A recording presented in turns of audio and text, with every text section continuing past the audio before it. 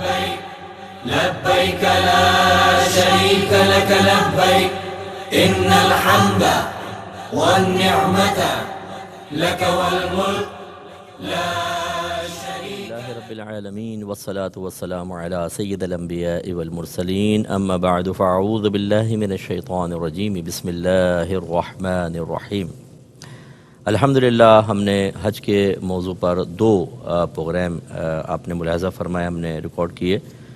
اب آج تیسرا پروگرام ہے اور اس میں ہم ابتدا کریں گے اس چیز سے کہ ہم نے پہلے جو باتیں بیان کی کہ حج کس پہ فرض ہوتا ہے, پھر احرام کیا ہوتا ہے, میقات کا تھوڑا سا ہم نے ذکر کیا, حالت احرام میں حرام اور مکروہ کام کیا ہوتے ہیں, ان کے علاوہ پھر بتایا کہ جائز کام کیا ہوتے ہیں, احرام کی نیت کب کرنی چاہیے, یہ سب آپ پہلے دیکھ چکے ہیں. یہ ذرا ذہن میں رکھیے اب اس مقام پر کہ حج تین طرح کے ہوتے ہیں. ایک حج ہوتا ہے اسے کہتے ہیں حج قران, یہ سب سے افضل حج ہوتا ہے اور نبی کریم صلی اللہ علیہ وسلم نے اپنی حیات طیبہ میں ایک ہی حج کیا اور وہ حج قران تھا. اس میں بہت ثواب ہے, لیکن اس میں ہوتا یہ ہے کہ اگر آپ کوئی جرم کرتے ہیں, کوئی آپ سے خطا ہو جاتی ہے تو دوہرا جرمانہ ہوتا ہے. اس میں ہوتا یہ ہے کہ آپ حج اور عمرے کی ایک ساتھ نیت کرتے ہیں. لہذا جو حج قران کرنے والے ہیں جب وہ مکے پہنچتے ہیں عمرہ کرتے ہیں تو پابندیوں سے باہر نہیں نکل سکتے, کیونکہ آپ نے حج کے احرام کے ساتھ ہی نیت کر لی ہے. اب مثال کے طور پہ اگر 2 ذوالحجہ کو آپ پہنچ گئے مکۃ المکرمہ میں تو 8 کو مینا جانا ہے, 8 ذوالحجہ کو, تو پھر وہ اس کا مطلب ہے آپ نے عمرہ کرنے کے بعد 4-5 دن احرام کی سخت پابندیوں میں آپ رہیں گے, اور اگر جرم ہو گیا تو ڈبل کفارہ ہے. تو یہ ذرا سخت ہوتا ہے, ہارڈ ہوتا ہے, لیکن سرکار نے اس کو چونکہ یہ زندگی میں ایک حج کیا اور یہی حج کیا تو یہ افضل ہے, اگر آپ افورڈ کر سکتے ہیں تو یہی کریں. دوسرا حج تمتع ہوتا ہے, ہندوستان پاکستان کے اکثر لوگ یہی کرتے ہیں. اس میں ہوتا یہ ہے کہ پہلے آپ عمرے کا احرام پہنتے ہیں, اس میں صرف عمرے کی نیت کرتے ہیں, وہاں جا کے عمرہ کر لیتے ہیں اور عمرہ کرنے کے بعد پھر 8 ذوالحجہ کو حج کا احرام دوبارہ پہنا جاتا ہے. تو اس میں آسانی ہے کہ آپ عمرہ کرنے کے بعد بیچ کے جو 4-5-6 دن ہیں وہ عمرہ کر کے حالت احرام سے باہر ہو کر عام نارمل کپڑوں میں آپ وقت گزارتے ہیں تو دقت نہیں ہوتی اور سکون سے رہتے ہیں. اس اعتبار سے کہ بہت سے لوگوں کو عادت نہیں ہوتی, ایک تو ان پابندیوں کی, دوسرا خاص طور پہ مرد حضرات کہ ان کو تہبند پہننے کی ہر ایک کو عادت نہیں ہوتی, وہ چادر گرتی رہتی ہے, تہبند کھلتا رہتا ہے, اس کی بڑی احتیاط کرنی ہوتی ہے. تیسرا جو ہوتا ہے وہ حج افراد کہلاتا ہے. اس میں صرف آپ حج کی نیت کرتے ہیں, عمرے کی نیت نہیں کرتے. یہ زیادہ تر قریب والے لوگ ہوتے ہیں کہ جو حج افراد کرتے ہیں, بہت ہی بیسٹ ہے. تو صرف حج کی اس میں احرام پہنا جاتا ہے, اور یہ یقینی سی بات ہے کہ 8 ذوالحجہ کے قریب آپ کریں گے حج افراد. یہ تینوں کا میں عرض کر دوں گا, لیکن ابھی جو ہم طریقہ بتا رہے ہیں وہ حج تمتع کو پہلے بنیاد بنا کر ذکر کرتے ہیں, کیونکہ زیادہ تر ہمارے ہندوستان پاکستان کے بھائی بہن جو ہیں وہ حج تمتع کرتے ہیں, باہر والے بھی کرتے ہیں. تو پہلے اس کو سمجھ لیں, پھر حج قران اور حج افراد کا مختصر بیان ہوگا, کیونکہ تمام چیزیں پھر یکساں, چند چیزوں میں تھوڑا تبدیلی ہے. تو اب جیسے آپ نے عمرے کا میں نے آپ کو بتایا کہ آپ کو عمرے کا احرام پہننا ہے, تو یہ حج تمتع کے اعتبار سے آپ نے صرف عمرے کی نیت کی ہے. پھر آپ جب عمرہ کر لیں گے, حلق وغیرہ کرا کے حالت احرام سے باہر ہوں گے, پھر 8 ذوالحجہ کو آپ کو حج کا مزید احرام یعنی دوبارہ نیت کر کے حج کا احرام پہننا ہوگا. تو اب آپ جہاز میں بیٹھ چکے تھے, ہم نے آپ کو بتایا. اب آپ جب 2 صورتیں ہیں اب یہاں پر, بعض تو اوقات تو فلائٹ آپ کی ہوتی ہے مدینہ منورہ کی. اگر تو کسی کی مدینے کی فلائٹ ہے تو ہمارا مشورہ ہوگا پھر آپ گھر سے احرام ہرگز نہ پہنیں, آپ عام کپڑوں میں جائیں مدینہ منورہ, چاہے درمیان میں میقات آ رہی ہو, کوئی مسئلہ نہیں ہے. کیونکہ اگر فرض کر لیں کہ آپ مدینہ پہنچتے ہیں اور بیچ میں بتایا جاتا ہے میقات ہے, تو پھر مدینے سے مکے آتے ہوئے بھی میقات ہے, ذوالحلیفہ کہلاتی ہے. اب یار علی بھی کہتے ہیں, وہاں مسجد ہے, بسیں وغیرہ رکتی ہیں, وہاں پہ آپ غسل کرتے ہیں, احرام پہنتے ہیں. تو گویا کہ دو میقاتیں آ جاتی ہیں بعض لوگوں کی, اور جب 2 میقاتیں آئیں تو فقہا نے اجازت دی ہے. افضل یہ ہے کہ آپ پہلی میقات سے پہلے ہی احرام پہنیں, لیکن یہ بہت مشکل ہوتا ہے. 8 دن تو آپ کو مدینے میں گزارنے ہیں, پھر وہاں پہ احتیاطیں کیسے کریں گے. اور غیر افضل صورت یہ ہے, اور بالکل جائز ہے, کوئی اس میں گناہ نہیں ہے, کہ آپ پہلے نارمل کپڑوں میں, عام کپڑوں میں پہنچ جائیں مدینہ منورہ, وہاں ٹائم گزار کر پھر جب آپ وہاں سے مکے آئیں تو پھر آپ وہی جو میں نے احرام کی پوری تفصیل ذکر کی ہے, عمرے کا احرام پھر پہنیں گے آپ, اور پھر درمیان میں ذوالحلیفہ سے پہلے نیت کر لیں گے, پھر میقات کراس کر کے آپ مکے میں داخل ہوں گے. تو یہ تھوڑا سا ذہن میں رکھیے. تو اب آپ کو پہلے یہ طے کرنا ہے، آپ کو معلوم کرنا ہے کہ آپ کی فلائٹ کدھر جا رہی ہے، اس کے اعتبار سے آپ کو کرنا ہوگا. اب فرض کر لیں کہ آپ کی فلائٹ ڈائریکٹ جدہ جا رہی ہے، تو جو خاص طور پہ ہندوستان پاکستان سے جاتے ہیں تو بیچ میں میقات آتی ہے، اس لیے میں نے آپ کو بتایا کہ جہاز میں آپ کو نیت کر لینی ہے. جدہ ایئرپورٹ پہ جب اترتے ہیں رش بہت زیادہ ہوتا ہے اور کسٹم پہ کافی ٹائم لگ جاتا ہے آپ کو اپنے کاغذات چیک کروانے میں، دیگر چیزوں میں، اپنا سامان وصول کرنے میں. تو اس میں آپ گھبرائیں نہیں. اسی لیے میں نے شروع میں آپ کو عرض کیا تھا کہ ہمیں صبر و تحمل کی پہلے سے ہی پریکٹس کرنی چاہیے. جانے سے پہلے اپنے غصے کو ضبط کریں، اپنی زبانوں کو ہماری بہنیں بند کریں خاص طور پر. اور جو ہاتھ چھٹ آدمی ہیں کہ فوراً ہاتھ چھوڑ دیتے ہیں، لڑنا جھگڑنا شروع کر دیتے ہیں یا زبان سے مغلظات بکنا شروع کرتے ہیں، وہ کنٹرول کر لیں اپنے آپ کو. کوشش کریں ریاضت کر کے، مجاہدہ کر کے، تاکہ وہاں جا کر آپ نہ تماشا بنائیں، نہ خود تماشا بنیں اور اپنے ثواب کو ضائع نہ کریں. وہاں سے فارغ ہو کر آپ کو سب بتا دیا گیا ہوگا کہ بسیں آپ تمام کرایہ دے چکے ہیں، رہائش وغیرہ کا دے چکے ہیں، وہ سب آپ کو ہوٹل تک پہنچا دیں گی. بسیں وغیرہ باہر نکلیں گے پہنچ جائیں گے. مکہ المکرمہ پہنچے جب اس شہر پہ نظر پڑیں تو اللہ کی بارگاہ میں دعا کریں، اور بالکل ایسے ہمیں جانا چاہیے کہ جیسے ہم ایک مجرم ہیں، کیونکہ ہم گناہ گار ہیں. آپ تو اچھے لوگ ہیں، میں اپنے جیسے لوگوں کی بات کر رہا ہوں کہ ہم گناہوں سے آلودہ لوگ وہاں پہنچیں تو اللہ کی بارگاہ سے نجات کا، بخشش کا، مغفرت کا پروانہ لینے پہنچیں.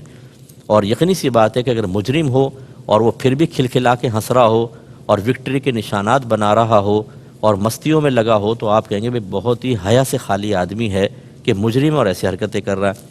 تو اب معذرت کے ساتھ برا نہیں مانیے گا کہ ہم جاتے ہیں مکے میں اور وہاں جا کے سیلفیاں بنا رہے ہیں اور عجیب و غریب حرکتیں کر رہے ہیں، ایسا نہیں ہے. ہمیں مکے میں داخل ہونا چاہیے ندامت کے ساتھ، شرمندگی کے ساتھ، اپنے سابقہ زندگی کے گناہوں کو یاد کریں اور ہوٹل تک پہنچیں. بعض لوگ جلدی کرتے ہیں کہ ہم جلدی سے جا کے عمرہ کر لیں. ہمارا مشورہ یہ ہوگا کہ عبادت جتنے سکون سے اور یکسوئی کے ساتھ کی جاتی ہے اتنی ہی اللہ تبارک و تعالیٰ آپ کو برکات سے نوازے گا، اتنی ہی عبادت میں آپ کا دل مائل ہوگا، کوفت کم سے کم ہوگی. اور آپ اگر ابھی جائیں گے تو پہلی وہ آپ تھک چکے ہیں اور سیدھے جا کے عمرہ کریں. بعض لوگ کہتے ہیں جلدی سے عمرہ کر لو تاکہ احرام کی پابندی سے باہر آئیں، ان کو بڑی کوفت ہو رہی ہوتی ہے. لیکن آپ یہ عبادت کرنے آئیں یا عبادت کا بوجھ سر سے اتارنے آئیں، یہ تھوڑا سا دیکھ لیں. اس لیے ہمارا مشورہ ہے کہ آپ پہلے جائیں ہوٹل میں آرام کریں، پھر اس کے بعد کھائیں پئیں، فریش ہو جائیں بالکل، پھر نہا لیں. آپ حالت احرام میں نہانا منع نہیں ہوتا، لیکن احتیاط کریں. ہماری بہنیں بھی خاص طور پہ بال وغیرہ نہ ٹوٹیں، کوشش کریں. آپ بالکل نہا سکتے ہیں لیکن وہی احرام کی چادریں پہنیں گے، دوسری چادریں نہیں پہنیں گے. اور ہماری بہنیں وہی لباس پہنیں جس میں آپ نے نیت کی ہے، کیونکہ اس میں خوشبو وغیرہ لگی ہوگی. اگر آپ نے دوسرا لباس بدل لیا اور اس میں خوشبو لگی ہے تو یاد رکھیں دم لازم ہو جائے گا، کیونکہ جن چادروں میں آپ نے نیت کی ہے یا ہماری بہنوں نے جس لباس میں نیت کی ہے اس پہ جو آپ نے خوشبو لگائی تھی ان میں چونکہ آپ نے نیت کر لی وہ معاف. لیکن آپ کے اور لباس یا اور احرام کی چادریں اگر اس میں الگ خوشبو لگی ہوئی ہے اور ابھی آپ ان کو پہن لیں گے تو یہ حالت احرام میں نیا لباس پہننا کہلائے گا اور اس پہ آپ کے دم لازم ہوگا. تو لہٰذا پہلے آرام کر لیں، اس کے بعد پھر آپ تشریف لے جائیں. افضل یہ ہے کہ آپ باب السلام سے داخل ہوں، یہ معلوم کر لیجئے گا. اور جب آپ اندر داخل ہو جائیں تو پہلے سیدھا قدم مسجد کے اندر رکھیں، دعا پڑھیں، پھر کعبۃ اللہ پہ جب آپ کی پہلی نظر پڑے تو افضل یہ ہے کہ آپ کوئی دعا مانگیں، کیونکہ جب کعبۃ اللہ پہ پہلی نگاہ جب پہلی نگاہ پڑے داخلے میں تو آپ دعا مانگیں، قبولیت کے بہت زیادہ امکانات ہوتے ہیں. اچھا، وہاں پر پہنچنے کے بعد پھر میرا مشورہ یہ ہے کہ جب آپ جانے لگیں تو ہوٹل میں ہی عمرے کا پورا طریقہ کسی کتاب سے اچھی طرح پڑھ لیں. جو آپ کی فیملی ہے یا آپ کا پورا گروپ ہے اسے ایک دفعہ پورا سمجھا دیں کہ ابھی ہم جب عمرے کے لیے جا رہے ہیں تو کیا کیا کرنا ہوگا. وہ ذرا مستحضر ہو جاتے ہیں، حاضر ہو جاتے ہیں ذہن میں مسائل، تو آسانی ہوتی ہے. ابھی آپ نے جا کے عمرہ کرنا ہے، عمرہ، طواف، اس کے بعد طواف کی 2 رکعت نفل پڑھتے ہیں جو ہم پہ پڑھنا واجب ہے، اور اس کے بعد سعی آپ کو کرنی ہے. اس کے سعی یعنی وہ دوڑنا جو ہوتا ہے، اور اس کے بعد آپ کو حلق یا قصر کروانا ہے. اس کا نام عمرہ ہے. بس یہ 3-4 چیزیں ذہن میں رکھیں، لیکن کس طریقے سے کرنا ہے وہ میں آپ کو گزارش کر دیتا ہوں. اب اگر مرد حضرات ہیں انہیں طواف شروع کرنے سے پہلے ادتباع کرنا ہوگا. ادتباع کا مطلب کیا ہوتا ہے کہ جیسے یہ احرام کی چادر ہے آپ کی، یہ آپ کندھے سے ہٹائیں، سیدھے کندھے سے اس کو بغل کے نیچے سے نکالیں اور الٹی طرف ڈال لیں. کہ سیدھا کندھا کھلاؤ، اور یاد رکھیں یہ طواف سے پہلے ہی کھولیں گے۔ بعض حاجی ایئرپورٹ سے اپنے گھر سے نکلتے ہیں کندھا کھول لیتے ہیں، بھئی ابھی ضرورت کیا ہے، آپ کو پورا ڈھک کر رکھیں آپ، بلکہ اسی کندھا کھلے حالت میں اگر آپ نے نماز پڑھی تو مکروہ ہوتی ہے، ٹھیک ہے نا، تو ڈھک کر رکھیں۔ یہ صرف آپ کب کھولیں گے کہ جب آپ طواف اسٹارٹ کرنے لگیں، اور وہ بھی اس طواف کے اندر یہ اتباع سنت ہے جس کے بعد سعی ہو۔ چنانچہ اگر آپ نے نفل کو طواف کرنا ہے، احرام پہنا ہوا ہے، نفل طواف کر رہے ہیں، اس میں اتباع سنت نہیں ہوتا، یہ ذہن میں رکھیں۔ اچھا، یہ بعض لوگ پوچھتے ہیں کہ جیسے ہم نے عمرہ کر لیا فرض کر لیں، تو بعض ویسے ہی پہنچ جاتے ہیں طواف کے اندر، اور ان کو وہاں پہنچنے کے لیے احرام پہننا پڑتا ہے، ویسے آپ سادہ کپڑوں میں نہیں جا سکتے، وہ لوگ روکتے ہیں۔ تو ضمناً یہاں یہ مسئلہ بھی میں عرض کر دیتا ہوں کہ جب بہت زیادہ رش ہو تو یہ ہرگز ایسا نہ کریں، کیونکہ آپ لوگوں کو تنگی کا سبب بنیں گے۔ کوئی عمرہ کرنے آ رہا ہے، آپ بیچ میں ویسے ہی پہنچ گئے تاکہ میں طواف کر لوں، تو وہ تنگ ہوں گے۔ ہاں، اگر مطاف خالی ہے، رش وغیرہ نہیں ہے، تو پھر آپ یہ کر سکتے ہیں کہ چادریں پہن کے چلو نفلی طواف کے لیے اب چلے گئے، کہ کسی کے لیے باعث تکلیف نہیں ہے۔ لیکن جب باعث تکلیف بن رہے ہوں تو قانون کو فالو کرنا لازم ہوگا۔ اسی طرح ماسک بھی اپنا نہ پہنے چہرے کے اوپر، ماسک سے بھی یاد رکھیں دم وغیرہ لازم ہوگا یا کفارہ لازم ہوگا۔ اچھا، اب ہوتا یہ ہے کہ بعض لوگوں کو بہت ہی سینسٹیو ہوتی ہے ان کی مطلب معاملات، الرجی وغیرہ ہوتی ہے، یہ اگر بامر مجبوری پہنے کہ نہ پہنے تو چھینکیں لگ جائیں گی، یا ڈسٹ الرجی ہوتی ہے، ڈسٹ اندر چلی گئی، ویسے تو وہاں ڈسٹ نہیں ہوتی لیکن پھر بھی بات بہت سینسٹیو ہوتے ہیں، ان کے لیے تھوڑی بہت گنجائش نکل سکتی ہے، لیکن یاد رکھیں اس کے باوجود کفارہ لازم ہوگا۔ کیا کفارہ ہوگا یہ سب میں اینڈ میں ایک پروگرام میں پوری چیزیں آپ کو ذکر کروں گا، لیکن بہرحال ماسک حتی الامکان نہ پہنا جائے، اور اسی طریقے سے آپ مطلب بلا ضرورت مطاف میں نہ جائیں۔ اب آپ نے عمرہ کرنا ہے، اب اس کو سماعت فرما لیں۔ جب آپ مطاف میں اتر جاتے ہیں، مطاف کہتے ہیں طواف کی جگہ کو، سب سے پہلے حجر اسود کا تعین کریں وہ کہاں ہے، اور اس کے لیے آپ غور سے دیکھیں کہ حجر اسود کے جو مقابل دیوار ہے اس پہ گرین لائٹ لگی ہوئی ہے، تو بس وہ اس کا مطلب ہے کہ وہاں تک آپ کو پہنچنا ہے، کیونکہ یہاں سے آپ کو طواف کی ابتدا کرنی ہے، تو وہاں پہنچ جائیں۔ آپس میں طے کر لیں، گھبرائیے گا بالکل نہیں، کوئی نہیں گھومتا، وقتی طور پہ گم بھی جائے تو ملاقات ہو جاتی ہے۔ بہتر یہ ہے کہ آپ طواف سے پہلے آپس میں سب یہ طے کر لیں، خصوصاً جیسے بچے ہیں، آپ کی زوجہ وغیرہ ہیں، اگر ہم بچھڑ گئے تو اس لائٹ کے نیچے فلاں جگہ مل جائیں گے، بس پھر وہاں پہ جا کے بیٹھ جائیں۔ اگر بچھڑ بھی گئے تو سب وہاں پہ آ کے جمع ہو جائیں، گھبرانے کی ضرورت نہیں ہے، کوئی رونے دھونے کی ضرورت نہیں ہے، بالکل سکون سے اپنا طواف کریں۔ اب آپ جیسے پہنچ گئے تو پہلا جو ہے وہ حجر اسود پہ آپ پہنچ کر آپ نے طواف کی نیت کرنی ہے۔ مردوں نے اتباع کر لیا، بہنیں ویسی ہوں گی۔ آپ جیسے یہ کعبۃ اللہ ہے اور یہ کونے پہ حجر اسود ہے، اس کی طرف رخ کر لیں، حجر اسود کی طرف۔ چومنے کا تو موقع نہیں ملتا، اور آپ دل میں نیت کریں کہ اللہ تیری رضا کی خاطر میں طواف کا ارادہ رکھتا ہوں، اسے میرے لیے آسان کر دے اور اسے اپنی بارگاہ میں قبول فرما لے۔ اس کے بعد پھر آپ استلام کریں گے، استلام کہتے ہیں اس طرح ہاتھ کر کے اپنے ہاتھوں کو چومیں گے، اور ساتھ میں پڑھ دیں بسم اللہ والصلاۃ والسلام علی رسول اللہ۔ یہ کتابوں میں لکھا ہوتا ہے، آپ وہ دعا وغیرہ کوئی بھی لکھی ہو پڑھنا چاہیں پڑھ لیں، لیکن میں دل میں طواف کی نیت ضرور کرنی ہے۔ اب آپ جیسے کھڑے ہوئے تھے، آپ نے نیت کی، اب آپ فوراً اس طرح ہو جائیں کہ آپ کے لیفٹ سائڈ اب حجر اسود کی طرف ہو، اور آپ نے اینٹی کلاک وائز طواف اسٹارٹ کرنا ہے، ٹھیک ہے؟ سارے وہ تو کر ہی رہے ہوتے ہیں، پھر بھی اینٹی کلاک وائز ذہن میں رکھیے گا۔ اور اب آپ طواف اسٹارٹ کریں گے۔ مردوں کے لیے پہلے 3 چکروں میں رمل کرنا سنت ہے۔ رمل کا مطلب یہ ہے کہ تھوڑا سا اکڑ کر چلنا، تھوڑا سا تیز چلنا، لیکن ایسا نہیں کہ لوگوں کو تکلیف ہو۔ اگر تکلیف ہو تو آپ اتنی دیر رک جائیں، جیسے رش ہوتا ہے بہت زیادہ تو آپ، اور اگر رمل آپ چھوڑ دیتے ہیں یعنی رش کی وجہ سے بہت ہی پیک چل رہا ہے تو کوئی مسئلہ نہیں ہے، اس میں کوئی گناہ نہیں ہوتا، یہ رمل صرف سنت ہے۔ تو اس لیے 3 چکروں میں ہوگا، چوتھے چکر کو پھر آپ ویسے نارمل یعنی باقی چکر نارمل کریں گے۔ بہنوں کے لیے رمل سنت نہیں ہے۔ اب آپ نے پہلا چکر شروع کیا، کیا پڑھیں؟ بعض لوگ پوچھتے ہیں، افضل ترین جو ہے وہ درود پاک ہے۔ ہر چکر میں ہر قدم پہ درود پاک پڑھتے رہیں، درود پاک پڑھتے رہیں۔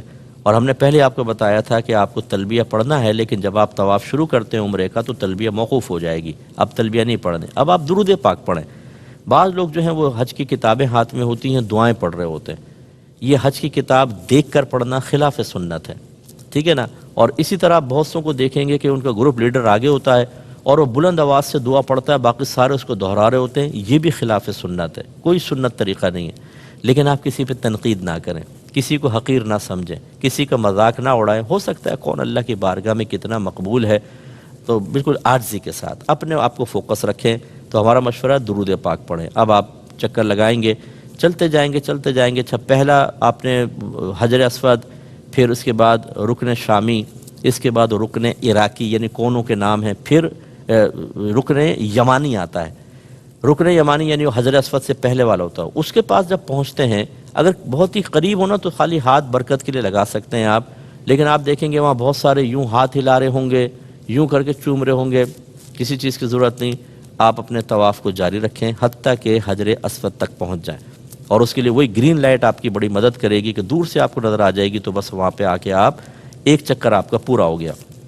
جب آپ یہاں آئیں گے، یہ حجر اسود ہے، پھر اس کی طرف رخ کر لیں گے، اور پھر وہی استلام کریں گے، بسم اللہ والصلاۃ والسلام علی رسول اللہ، پھر اس طرح سیدھے ہو جائیں گے، آپ کے لیفٹ سائڈ حجر اسود، دوسرا چکر اسٹارٹ ہوگا۔ اس طرح آپ کو 7 چکر پورے کرنے ہیں، اور یاد رکھیں چکر ہمیشہ 7 ہوں گے، استلام 8 ہوں گے۔ 7واں چکر کمپلیٹ کر کے پھر آپ کو یہ استلام کرنا ہے، تو اب آپ طواف سے فارغ ہو گئے۔ 3 چکروں میں مردوں نے رمل کیا، 4 چکر نارمل حالت میں کیے، فارغ ہو گئے۔ اس کے بعد اگر موقع ملے تو مقام ابراہیم پر آ کر 2 رکعت نفل ادا کریں۔ یہ طواف کی ہوتی ہیں، واجب ہوتی ہیں، ہم پر ہے نفل، لیکن اس کا ادا کرنا واجب ہے۔